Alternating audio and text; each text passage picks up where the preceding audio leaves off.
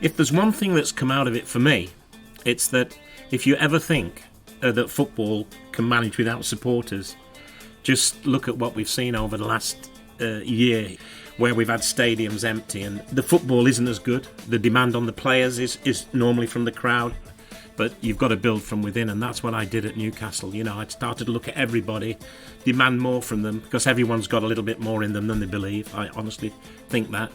It's all about the manager and how he brings them together and generating that culture of success. Sometimes it needs people to just drag it out of them and give them the confidence. Don Revie, who was my manager with England, he was the biggest enemy in the world when we played Leeds, but when I got to know him, one of the really great people I met in my life. Obviously you need a vision, and then bringing together a great group of people.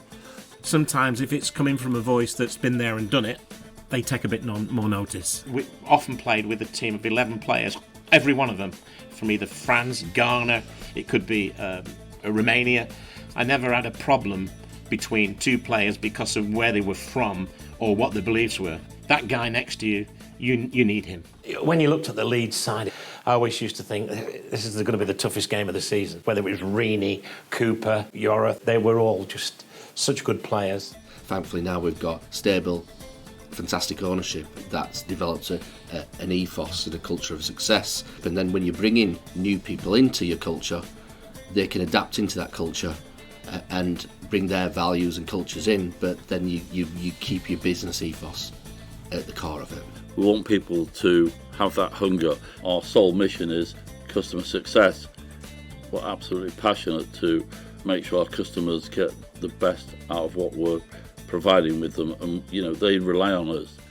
Don Revie was here, wasn't it? When I mean, they were just a fantastic side, and that's the sort of standards they're trying to live up to now, isn't it? You're looking for leaders. That's the key in football, and that's the key in any business. And they say, look, this is the way it is at this club. And when new guys come in then to a club that's run properly, they straight away from day one know what the rules are. They don't need a piece of paper saying what they are.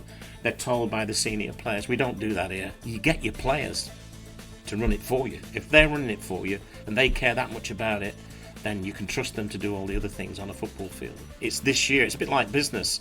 You know, it's no good saying in 5 years' time we'll turn a profit. You know, you need to find out how you can turn that profit as quickly as possible, because, you know, 5 years, you might not get the 5 years. When things aren't going well and business is a roller coaster, it can be really difficult. You have to be prepared to take those risks, because that's what an entrepreneur does. What is an entrepreneur? Is a risk taker.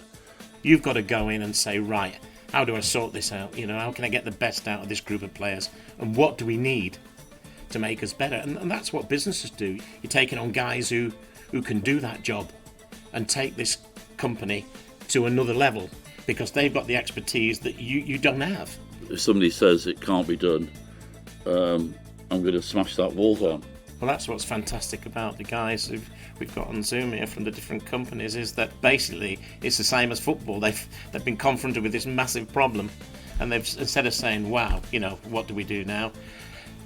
What can we do, and where can we gain from that? And I think that is what makes us as a nation, not just talking about football here, but as a nation, we yes, we can take the blows, but we bounce back from them.